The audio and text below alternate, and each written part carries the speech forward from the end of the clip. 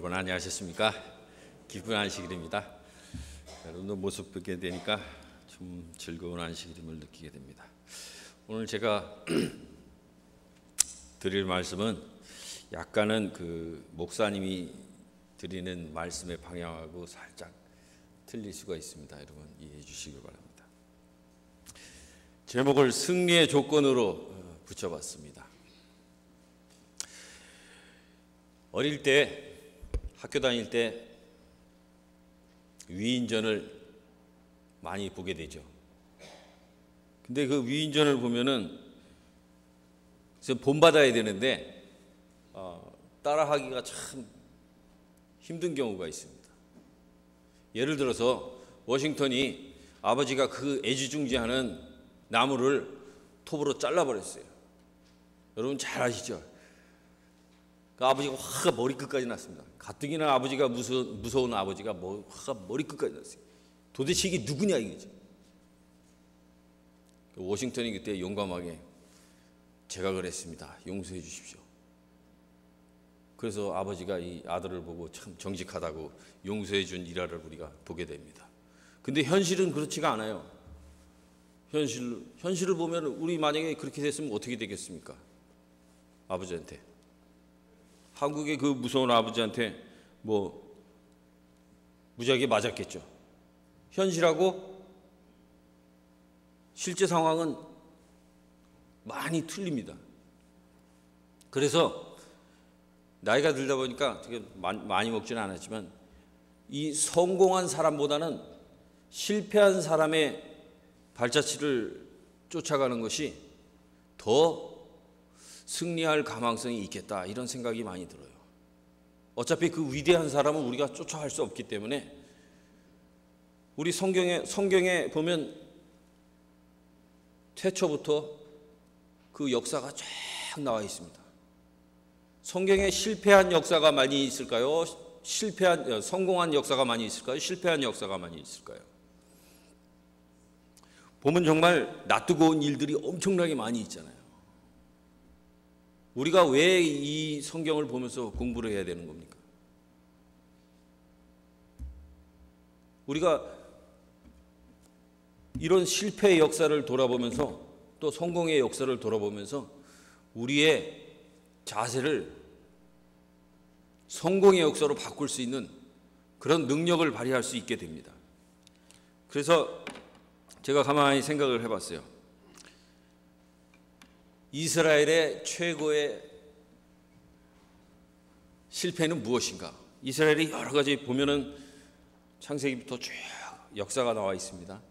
근데 실패한 게 한두 가지가 아니에요. 근데 그 중에서 제일 실패한 것이 무엇일까 한번 생각해 보세요. 제가 객관적으로 좀 생각을 해봤습니다. 제일 크게 실패한 것이 뭔가 생각을 해봤더니 오늘 읽은 이 사무엘상 8절의 말씀인 것 같아요. 왕을 요구를 했습니다. 그들이 하나님의 친정에서 벗어나고 싶은 겁니다. 근데 그 원인을 우리 지도자가 제공을 했어요. 그래서 보면 8장에 보면은 이제 사무엘이 나이가 이제 많이 들었어요. 나이가 들어서 이제 일을 잘 처리를 못하게 됩니다. 그 아들들이 나섰어요. 아들들이 나서서 판결을, 예를 들면 재판을 하면은 판결을 엉뚱하게 하는 겁니다. 이 뇌물을 받는 거예요. 예나 지금이나 이 뇌물을 받게 되면은 사람이 마음이 흔들리게 돼 있어요. 이제 집안 얘기를 하나 할게요. 어릴 때 선거 때만 되면 제가 정말 싫었어요. 싫은 게 하나 있습니다. 특히 우리 어머님이 뭘 이렇게 자꾸 받아오세요. 반장댁에서.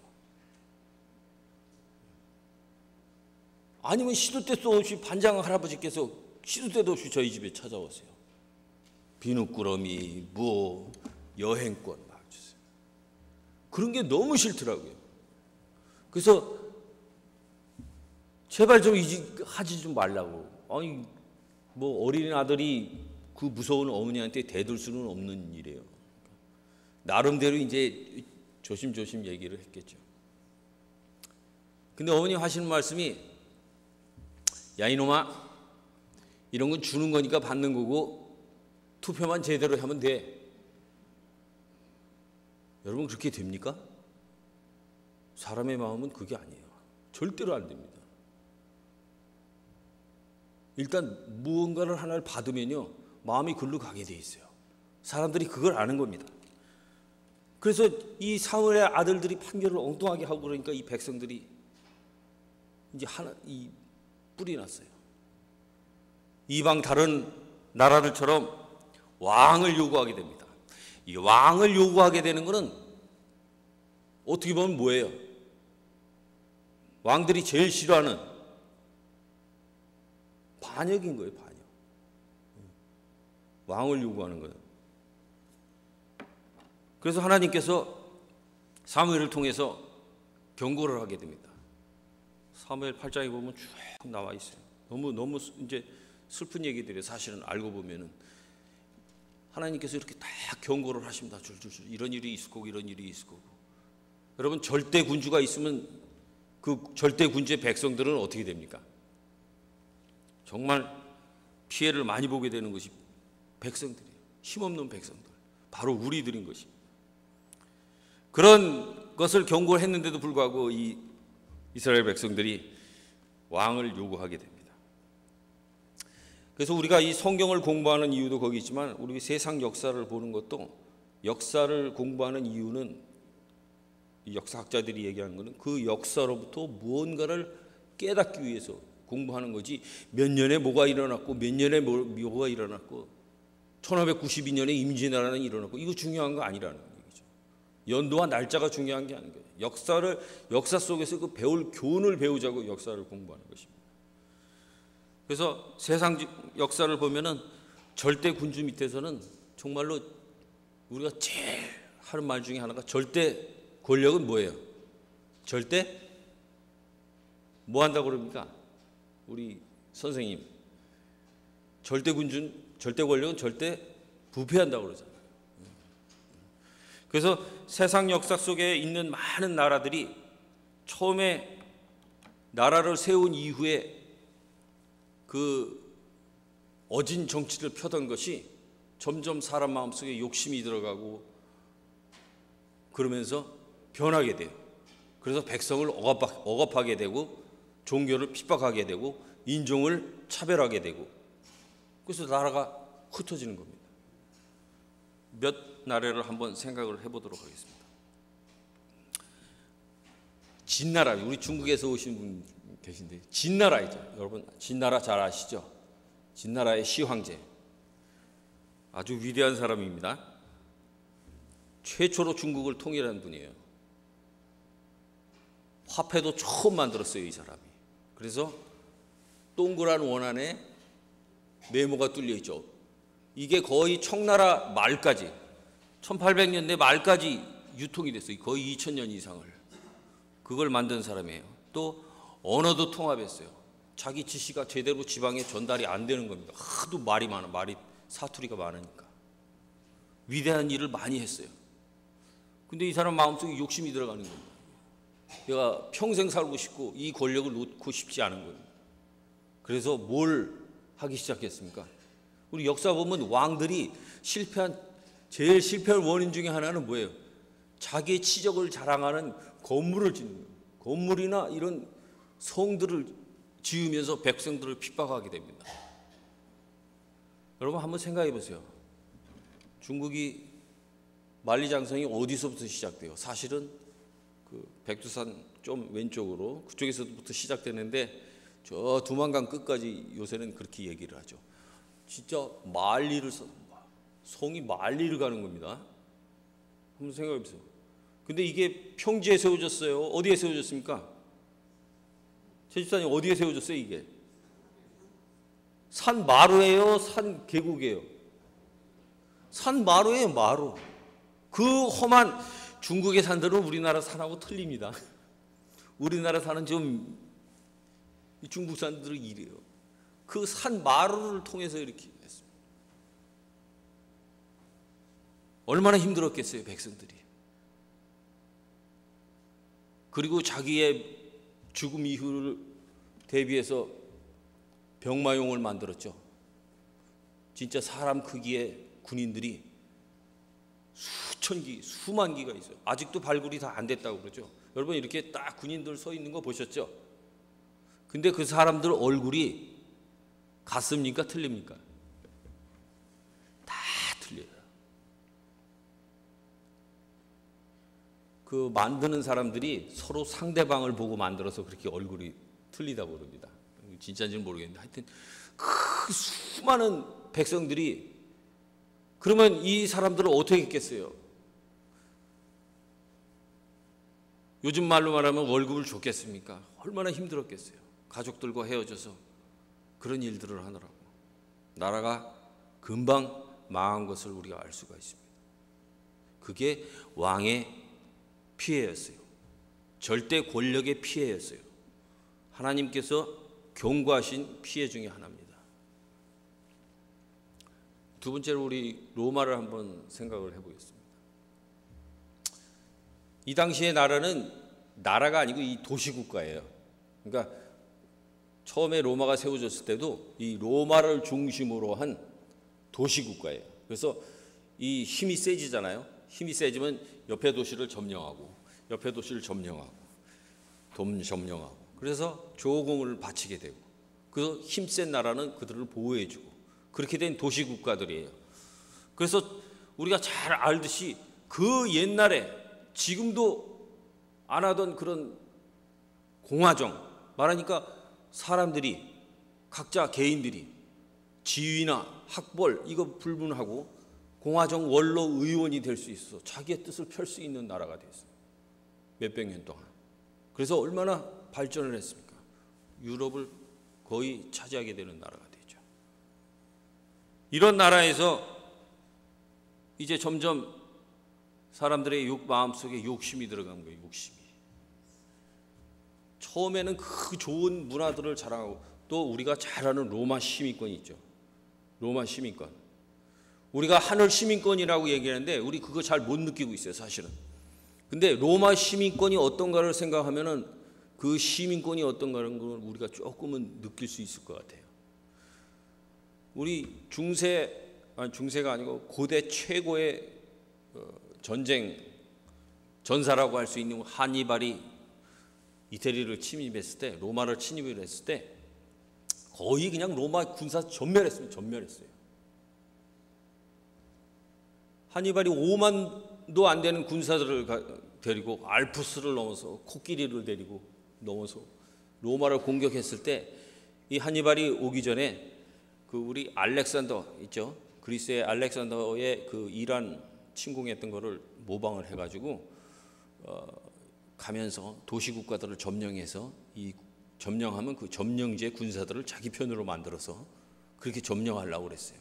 막상 그렇게 와서 전쟁에서 몇 번 치르지도 않았지만 로마의 군사는 거의 전멸했습니다. 로마의 코앞까지 왔어요.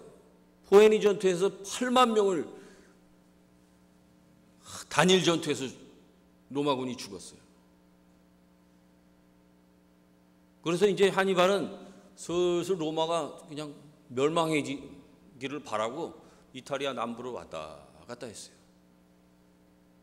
근데 이 로마가 멸망을 하질 않아요. 그게 시민권의 위력입니다. 시민권의 위력.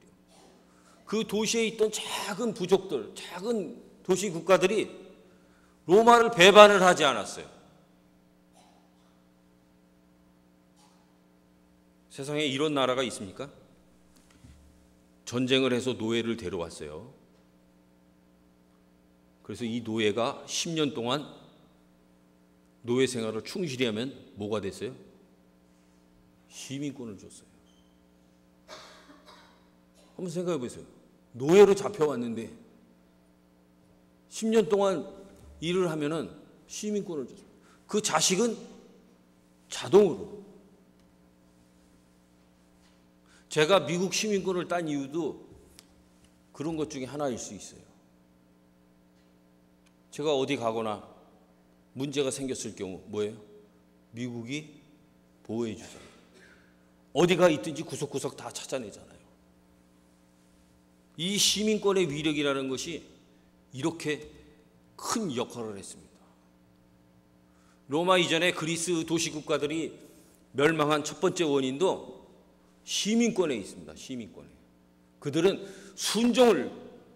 순혈통주의, 우리 옛날 한국에 있던 진골, 송골, 이런 사람만 시민권이 됐어요. 그러니까 뭐예요? 시민권 자체가 숫자가 줄어드는 겁니다. 충성을 하는 사람들이 없어진다는 얘기예요. 그래서 이 로마가 그렇게 융성하게 나갔지만은 결국은 황제제로 바뀌면서 나라가 급속하게 멸망을 하게 됩니다. 또 1200년대에 유럽을, 세상을 휩쓸었던 징기스칸을 한번 생각을 해보겠습니다. 사실 징기스칸에 대해서는 유럽의 역사가들이 역사적으로 서술을 했기 때문에 약간 틀린 점이 있다고 생각을 합니다. 깊이 들어가 보면. 전쟁을 할 때 징기스칸의 목적은 이거예요. 전쟁을 해서 굴복해서 충성을 맹세하는 사람은 전부 살려줬어요. 그리고 대드는 사람은 싸그리 죽였습니다. 몰살시켰어요. 그러다 보니까 전쟁을 치룰수록 뭐예요? 군대가 어떻게 됩니까? 사실 이 당시 몽골의 군인이 10만 정도밖에 안 됐다고 그래요. 전체 국민이 100만이고 군인은 10만 정도. 근데 전쟁을 치르면 치를수록 늘어납니다. 군인이 늘어나요. 두 번째는 징기스칸의 두 번째 잘한 점 중에 하나는 불문했습니다. 종교를 다 용인했다는 얘기예요. 차별을 안 했다는 얘기예요. 실제로 이제 몽골이 프랑스 바로 점령하기 직전에 세상을 폴란드에서 독일, 러시아, 폴란드, 독일 해서 다 점령했어요. 프랑스 가기 바로 직전에 싹 퇴각을 해버립니다. 자기 나라로 다 돌아가 버려요. 그래서 이 프랑스 왕이 이게 어떻게 된 일인가 좀 이유를 알아보고 싶었어요. 그래서 사신을 보냅니다. 6개월에 걸쳐서 사신이 몽골로 가봤어요. 그 당시 수도는 카라코럼이라고 그러죠. 카라코럼은 그냥 이 초원에 있는 그런 적이에요. 가봤더니 상상하지도 못할 일들이 거기 벌어지고 있는 겁니다. 모든 종교인들이 거기 다 있는 거예요. 유대교도 거기 있어요. 불교도 있어요. 이슬람도 있습니다. 다 있어요. 거기서 각자 토론하고 각자 맡은 생업에 종사할 수 있는 전혀 규제가 없는 그런 나라였다는 겁니다. 그래서 이 사람이 깜짝 놀란 거예요. 그렇게 융성하던 나라가 욕심이 들어가니까 그 손잣대에서 망하게 되죠. 그러니까 절대 권력은 망하는 거는 순식간인 거예요. 오래 가지 않습니다. 그게 왕의 피해예요. 사람의 마음 속에는 신과 같은 그런 마음이 없기 때문에 절대 그렇게 된다는 얘기입니다. 하나님의 말씀 속에는. 또 우리가 잘 아는 무굴 제국, 우리 타지마을 잘 아시죠? 무굴 제국. 인도에 있던 무굴 제국도 잘 압니다. 거기도 그렇게 이 무굴 제국 왕이 참 그 자식을 많이 봤어요. 그 사모님이 아이를 낳다가 돌아가시는데 아이가 상당히 많습니다. 그래서 이제 타지마을을 묘를 지은 겁니다. 강가에다가. 그렇게 융성하던 나라였어요. 그 나라에도 유대교, 이슬람 나라였으니까 다 불교, 힌두교 다 있습니다. 그 당시에. 그런 나라가 그 둘째 아들이 욕심이 생겨서 그 형을 죽이고 왕이 되면서 아니 이슬람으로 싹 그냥 바꿔버렸습니다. 모든 악기, 이슬람은 노래가 없습니다. 노래가 없어요. 모든 악기 땅에 다 묻었어요. 싸그리 그냥. 아버지 골방에 가뒀어요. 그냥. 그 형은 아들하고 마차에 태워가지고 시내를 사람들이 조롱거리가 되게 했어요. 그렇게 무자비하게 했습니다. 바로 망해버렸어요. 그러니까 왕의 피해는 그렇게 절대 권력은 쉽게 오는 거예요. 쉽게. 그죠? 또 중세의 유럽을 쥐락펴락하던 필리페 2세 스페인의 왕. 그 전에는 사실 스페인이 제일 16세기 초에 제일 왕성한 큰 나라였습니다. 진짜 부유한 나라였어요. 거기 또 다 있습니다. 유대인, 이슬람, 뭐 천주교 뭐 다 있어요. 다. 종교 규제가 없었어요. 모두 융성했습니다. 엄청나게 발전한 나라였습니다. 이 사람 욕심이 들어갔어요. 이 점령하지 못한 이 계속 가시같이 놀던 영국을 점령하고 싶고 또 저쪽으로 모든 나라를 다 점령하고 싶었어요. 사람 욕심이 끊임없습니다. 돈이 필요했어요. 유대인들을 핍박하기 시작합니다. 종교 재판을 부활시켰어요. 그래서 유대인들 다 쫓아냅니다. 물론 쫓아낼 때는 뭐야? 재산 다 뺏기고 쫓아냅니다. 이 사람들이 유대인들이나 종교 박해를 피해서 이 사람들이 어디로 갔습니까? 네덜란드로 다 갔어요. 그래서 그 경상도 땅덩어리밖에 안 만한 그 네덜란드가 16세기에 뭐 어떻게 됩니까? 17세기에 전 유럽을 호령하는 그런 나라가 됩니다. 모든 철학자, 모든 기술자, 모든 금융재산이 네덜란드로 다 모이게 됩니다. 주식도 거기서 처음 나왔죠, 그죠? 동인도 회사, 무역을 하던 그런 회사들이 세워지면서 엄청나게 융성한 것을 알 수 있습니다. 스페인 그대로 그냥 몰락해 버렸어요. 파산해 버렸습니다. 그 당시에 네덜란드에서는 3%의 이자로 돈을 꿀 수 있었던 나라입니다. 근데 스페인 왕은 전쟁하면서 빚진 돈을 갚는데 1년에 40% 빚, 40%의 빚을 갖고 있다가 결국 몰락을 했습니다. 우리가 잘 아는 이런 역사들을 보면은 절대 권력은 절대 부패하고 그 피해는 바로 우리한테 온다는 걸 알 수 있어요. 그래서 하나님께서 경고를 하십니다. 한번 우리 읽어볼까요? 자, 사무엘상 8장 한번 펴주시기 바랍니다.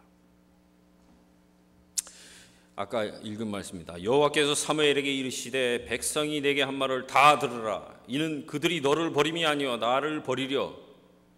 뭐요? 하나님을 버리려고 한 거예요. 왕을 요구한 것은. 자기들의 왕이 되지 못하게 함이니라. 내가 그들을 애굽에서 인도하여 낸 날부터 오늘날까지 그들이 모든 행사로 나를 버리고 다른 신들을 섬김같이 내게도 그러하는도다. 그러므로 그들의 말을 듣되 너는 그들에게 엄히 경고하고, 여기서 하나님의 사랑이 나타납니다. 엄히 경고하고, 그렇게 끝나면은 사랑의 하나님이 아니에요. 그죠? 그들을 다스릴 왕의 제도를 가르치라. 참 그 와중에서도 백성들을 사랑하는 하나님의 마음이 나타납니다. 세상 역사 속에서 나오는 일들을 한번 잘 보십시오. 13절입니다. 그가 또 너희 딸들을 데려다가 향료를 만드는 자와 요리하는 자와 떡 굽는 자를 삼을 것이며. 왜 여기 향료를 만드는 자로 했을까 생각해 봤더니 이 옛날에는 향료가 엄청 비쌌던 거예요. 지금 같은 그런 요리 재료가 없었던 거예요. 음식을 오래 저장할 수 있는 그런 방법들이 없었던 겁니다. 그러니까 여기서 나오는 향료 만드는 자, 이건 굉장히 중요한 그런 위치를 차지하고 있던 기술 중에 하나일 거라고 생각이 됩니다. 그가 또 너희의 밭과 포도원과 감람원에서 제일 좋은 것을 가져다가 자기의 신하들에게 줄 것이며. 뭐예요? 모두 다 뺏는다는 얘기예요. 싸그리 다 뺏는다는 얘기죠. 그가 또 너의 곡식과 포도원 소산의 11조를 거두어 자기의 관리와 신하에게 줄 것이며 그가 또 너희의 노비와 가장 아름다운 소년과 나귀들을 끌어다가 자기의 일을 시킬 것이며. 여기 가장 아름다운 소년이라고 그랬어요. 뭐예요? 나의 가장 사랑하는 자식이에요. 끌어다가 노역을 시킬 거예요. 이걸 보면은 참 백성들이 말을 들을 만도 한데 참 안타까운 일이죠. 그날에 18절에 봅니다. 그날에 너희는 너희가 택한 왕으로 말미암아 부르짖되 그날에 여호와께서 너희에게 응답하지 아니하시리라 하니. 줄줄이 경고가 이어집니다. 그런데 안 지키죠. 바로 이런 세상 역사 속에 보면 흥한 나라와 망한 나라의 공통점이 있는 것을 우리가 알 수가 있습니다. 첫 번째, 호황했을 때는 관용이 있었어요. 자유가 있었습니다. 사상의 자유가 있었어요. 직업의 자유가 있었어요. 16세기 초까지 스페인이 부유했던 최고의 원인 중에 하나는 유대인에 있었습니다. 유대인. 그들이 할 수 있는 거는 뭐예요? 금융업밖에 없었어요. 쉽게 말하면 고리대금업밖에 없었다는 얘기입니다. 그렇게 되면 어떻게 될까요? 돈이 풍부해지죠. 제가 돈을 꿀 수 있으면 담보로 맡기고 돈을 꾸면 돼요. 이랬던 모든 것이 한순간에 네덜란드로 다 빠져나가 버렸습니다. 저는 왜 유대인들이 이 다이아몬드를 쥐고 있는가를 잘 몰랐어요. 이번에 공부하면서 보니까 유대인들이 쉽게 말하면 이제 전당포를 하는 겁니다. 요즘 말로 말하면 방코라고 그러죠. 방코, 뱅크의 어원이 방코입니다. 방코. 근데 라틴어로 이 방코라는 말이 뭐예요? 작은 의자예요. 의자. 그러니까 유대인들이 조그마한 방 안에서 의자를 하나 딱 놓고 담보물을 받는 것입니다. 손님이 오면 그 의자가 방코였어요. 그래서 뱅크의 어원입니다. 그렇게 유대인들이 할 수 있는 일이 그거밖에 없기 때문에 이제 담보물이 들어오잖아요. 그러면 금은 보석이 있을 거 아닙니까? 그러면 그것을 돈 찾아가는 사람은 거의 없을 거예요. 제가 봤을 때 유대인들이 그거 철저히 다시 찾아가지 못하게 막았을 것 같아요. 사실은 모르겠지만 그러면 그들이 그것을 어떻게 합니까? 가공을 하는 겁니다. 돈을 더 받기 위해서. 그죠? 어차피 이제 내게 됐으니까 각종 규제로 막아버렸어요. 담보물을 찾아가지 못하게. 그러면 거기서 생긴 담보물을 갖다가 가공을 하는 겁니다.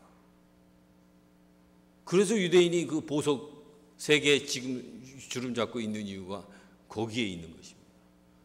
이런 사람들이 한순간에 다 그냥 저 네덜란드로 빠져버렸어요. 그래서 지금도 스페인 하면은 특별한 스페인 하면 떠오르는 거 있습니까? 미국 딱 하면 첫 번째 떠오르는 게 있잖아요. 금융. 저 월스트리트 있잖아요. 그런 게 딱 떠오르는 나라가 것들이 있잖아요. 특산물들이. 근데 스페인 하면 없어요.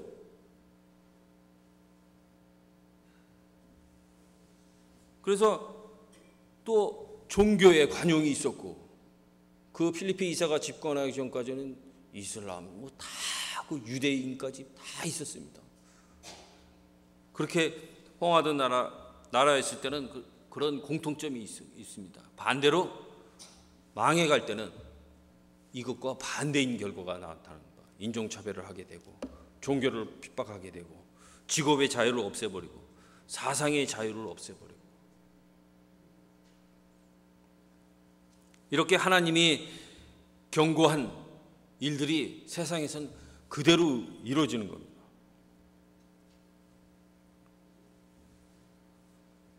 그래서 성경 속에서 실패한 교훈을 배우게 되면 참 의미가 있는 것 같아요. 근데 우리가 약간 간과하는 것들이 있습니다. 사사시대의 기드온이 미디안과 전쟁을 할 때 몇 명으로 전쟁을 했어요? 300명이죠. 근데 우리는 300명이 이겼다고 생각을 하기 쉽습니다. 물론 하나님이 함께 하셨지만은 300명으로 생각하고 있어요. 그 앞에 나오는 것들은 간과하는 일들이 좀 있어요. 군사를 뽑을 때 처음부터 300명이 나간 겁니까? 처음부터 300명이 나갔어요? 아니죠. 전 국민이 참여했다는 얘기입니다. 거기서 중요한 포인트를 찾아야 돼요. 계속 탈락시켰어요. 왜? 하나님의 작전에 불필요한 인원이기 때문에 계속 집으로 돌아가라고 돌려보내고 나머지 300명이 남았다는 겁니다. 그들은 이 300명은 누구를 대표하는 사람들이에요? 이스라엘을 대표하고 하나님을 대표하는 사람인 겁니다. 300명이 이겼다고 생각을 하면 안 돼요. 아직도 세상은 우리 뜻과는 다르게 지나가는 일들이 너무 많아요. 우리 전에 제가 조금 할 때는 제일 화두 중에 하나가 뭐예요? 666. 머리에 도장을 박는다. 근데 아직도 머리에 도장을 박는다고 생각하시는 분들이 계세요. 우리 바코드 나왔을 때 얼마나 걱정을 많이 했습니까? 지금 걱정하세요? 바코드 보고?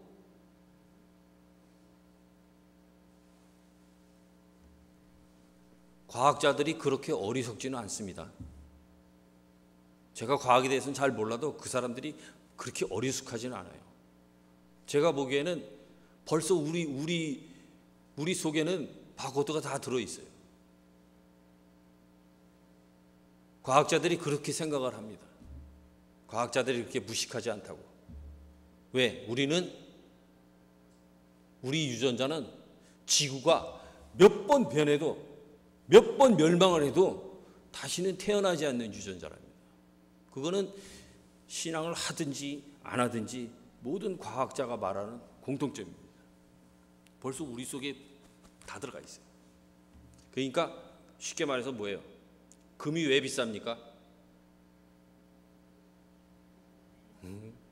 금이 왜 비싸요? 귀하잖아요.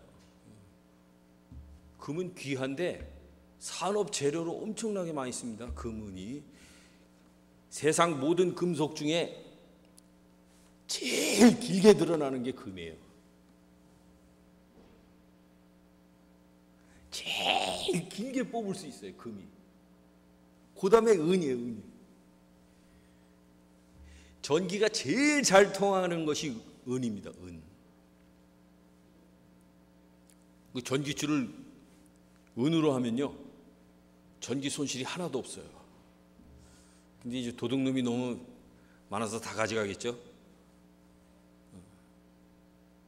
아까 말씀드린 듯 귀한 겁니다. 귀해서 비싼 거예요. 다이아몬드가 왜 비쌉니까? 요즘 남자들이 다이아몬드 반지 못 사가지고 결혼 못 한다고 하는 사람들도 있어요. 막 몇천 불씩 하잖아요, 그죠? 없으면 귀한 거예요. 없으면. 근데 사람은 뭐예요? 사람은 나라는 존재는 세상에 이 우주가 멸망한다 해도 나는 나 혼자밖에 안 됩니다. 이명숙 집사님은 둘이 될 수가 없어요. 김영물 장로님 세상 끝까지 하나입니다. 과학자들이 그런 말을 해요. 어찌 내가 나를 사랑하지 않을 수 있겠는가? 그런 관점에서 보면은 옆에 계신 분들은 뭐예요? 우리 옆에 앉아 계신 분들은 정말 사랑이에요. 정말 귀한 존재입니다. 그냥 우리 금, 은 비교할 수 없어요.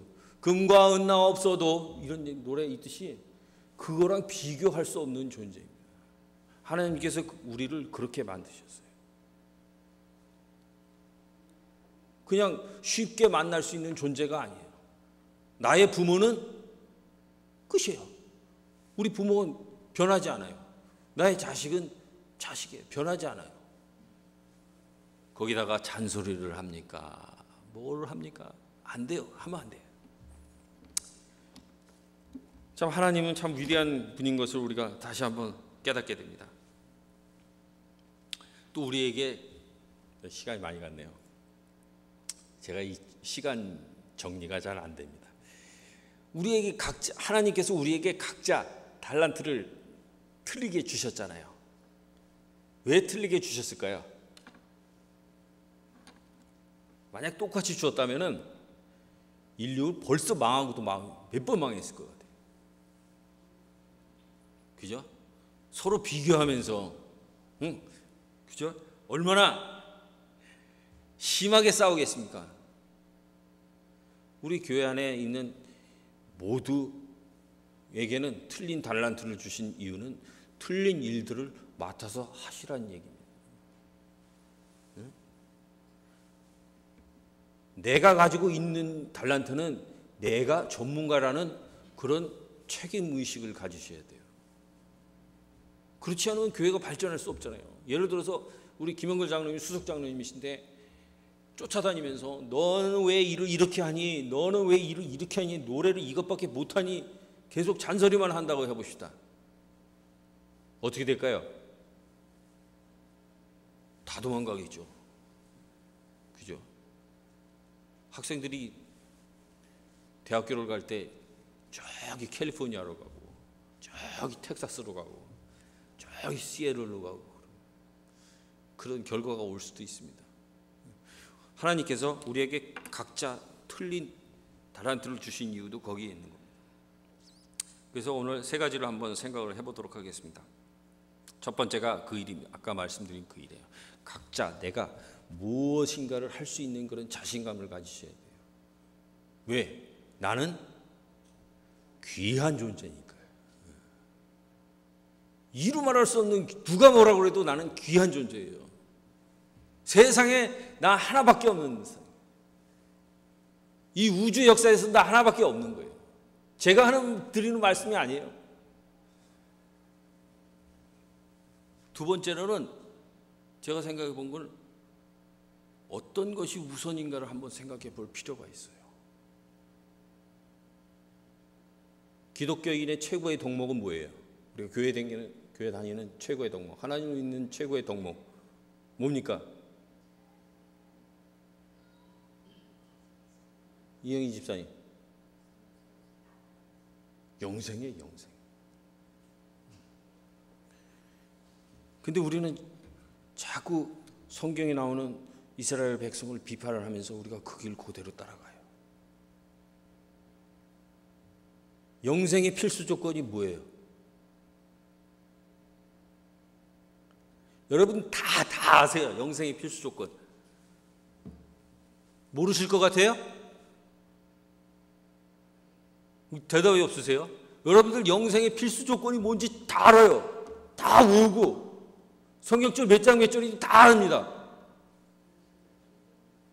요한복음 다 알잖아요. 그거요. 거기 뭐예요?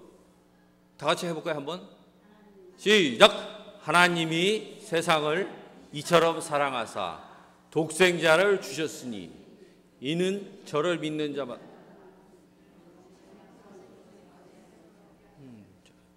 믿는 자마다 뭐예요?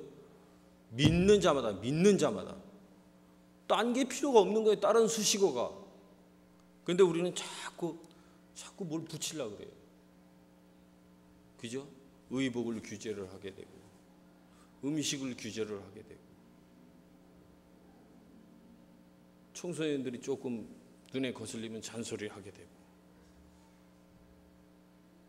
이런 일들을 하면은 글쎄요, 청년들이 교회에 나오게 될까요? 일단 우선은 제 생각엔 그래요. 그들을 교회로 끌어들이는 것이 우선입니다. 끌어들이는 것이 우선이에요. 그렇기 때문에 이런 어떤 것이 중요한 것인가를 보고 거기서 불필요한 것들은 살살 접는 게 필요해요. 특히 우리 어르신들께서 그런 생각을 많이 가지셨으면 좋겠습니다. 그렇다고 해서 이들이 우리가 믿는 정통성을 잃어버리는 건 아니에요. 걱정하시지 않으셔도 돼요. 이 어린 청년들 보면 자기 나름대로 생각이 다 있어요. 절대로 우리가 생각하는 거기서 벗어나지 않아요.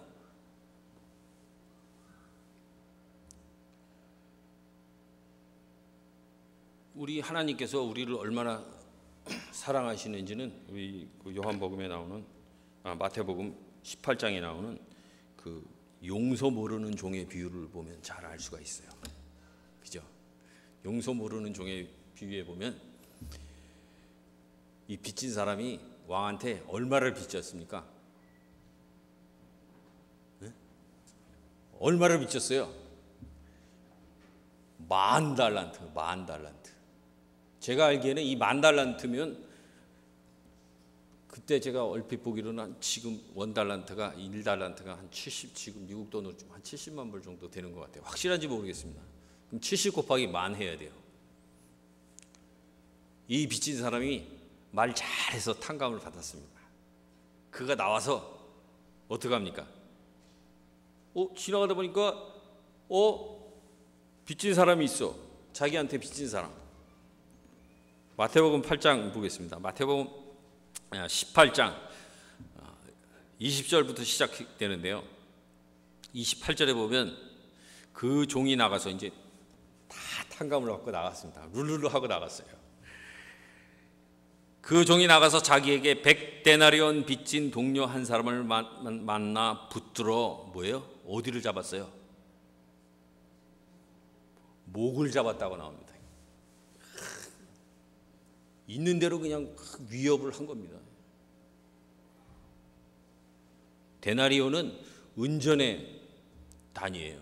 그러니까 아마 예수님의 비유에 의하면 이 데나리온은 거의 제일 작은 빚 중에 작은 화폐 단위 중에 하나일 수 있습니다. 이 빚진 사람한테 빚을 안 갚는다고 구박을 하게 됩니다.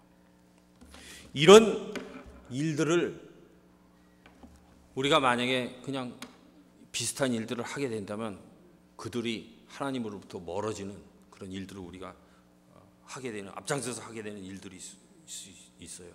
그래서 요즘 모든 나라에서 공통적으로 화두가 되는 것들이 뭐예요? 복지인 겁니다. 복지. 우리가 생각하는 그런 복지라는 것은 그런 건 아니에요. 최소한의 생활을 영위할 수 있는, 최소한의 의료 보장을 받을 수 있는 그런 것들을 말하는 것이지, 그냥 저 사람들 때문에 내가 힘들고 막 이렇게 되는 건 아니에요. 그래서 우리 성도들 간에 어려운 일들을 서로 보듬어 주면서 꼭 물질로만 되는 게 아니에요. 말로만. 이 10,000달러를 탕감받는 사람이 뭘로 탕감을 받았어요? 말로 탕감을 받는 것입니다. 이 말은 뭐예요? 정말로 칼보다 강한 거예요. 그래서 우리가 말을 조심하면서 무엇이 우선인가 순위를 정할 필요가 있습니다. 세 번째로 이제 우리 어려운, 아까 말씀드린 그런 교우들이 어려운 상황이나 이웃들의 어려운 상황, 이게 점점 이제 커져야죠. 작은 단위에서 가족, 또 친척들, 또 교인들, 사회, 이웃, 또 세계로 이게 퍼져야죠. 그런 것들을 할 때 우리가 좀 승리할 수 있는 그런 가망성이 있지 않은가 이렇게 생각을 해봅니다. 아까 말씀대로 인간의 나는 이 세상에 오직 하나고, 이런 하나님께서 나를 위해서 이렇게 생각했어요. 우리를 위해서가 아니에요. 우리를 위해서 생각은 좀 단위가 크니까 나를 위해서 기다리고 계시는 겁니다. 아직 안 오시고 있는 거예요. 근데 우리가 흔히 잘못 실수할 수 있는 생각들이 있습니다. 왜 예수님은 이렇게 안 오시는 거야? 얼마나 됐어요 지금 예수님 안 오신지? 오신다고 그러신 거. 몇 년 됐습니까? 대충 2000년이 넘었다고 생각을 해요. 근데 그거 잘못된 생각이에요. 제가 볼 때는. 제가 좀 바로 마치겠습니다. 장내시경을 한 적이 있습니다. 이 병원에 가서 이렇게 이게 누웠더니 자세를 잡으라 그래요. 잡았더니 저 마취 선생님이 자 이제 마취약 들어갑니다 그러시더라고요. 그러세요. 처음 전신 마취 처음 해보는 거예요. 근데 왜 안 하는 거지? 이런 생각이 갑자기 들더라고요. 마취합니다 그랬는데 왜 안 하는 거야? 근데 그 간호원 선생님이 이제 깨셨어요 그러더라고요. 그러니까 마취를 한 순간에 제가 생각이 없어졌던 겁니다. 이제 깨셨어요? 침대에 옮기겠습니다 하시더라고요. 다 끝난 겁니다. 여러분 2000년 사실 수 있는 분 계세요? 2000년은 아무도 못 살아요. 그러니까 하나님은, 예수님은 제 생애에 오시는 거예요. 이렇게 생각을 하셔야 됩니다. 생각을 바꾸셔야 돼요. 여러분 잠잘 때는 그냥 편히 주무시잖아요. 물론 이제 나이가 드셔서 돌아가실 때는 고통스럽게 돌아가시는 분도 계실 거예요 아마. 그렇지만 그 잠드는 순간 잠깐이에요. 그 순간에 바로 예수님 재림이 되는 거예요. 저는 그렇게 생각을 해요. 하나님께서 무책임하게 지금까지 이렇게 길게 기다리시는 것이 아닙니다. 잠시 잠깐 후에는 오시리가 오시리 성경에 분명히 나와 있잖아요. 잠시 잠깐. 하나님 거짓말한 거 아니시라고. 2000년 동안 안 오시면서 그런 거 아니거든요. 그래서 우리가 이런 생각들을 바꾸게 되면은 우리 마음이 즐거워질 수가 있는 것입니다. 성공하는 삶을 살 수 있겠죠. 곧 영생할 우리에게 이런 작은 것들은, 제껴두는 어려운 일들을 돌보아주는 그런 것들이 필요합니다. 그냥 다 잡아 가지려고 하면은 우리가 다 할 수 없는 거겠죠. 그래서 곧 영생할 우리에게 못할 것이 뭐가 있습니까? 정말로 충성을 하면서, 예수님께 충성하면서 서로 도우면서 이해하고 교회의 발전을 위해서 열심히 일하면 우리가 성공하는 삶을 살게 되지 않을까 이렇게 생각합니다. 긴 시간 말씀 들어주셔서 고맙습니다. 다 같이 일어나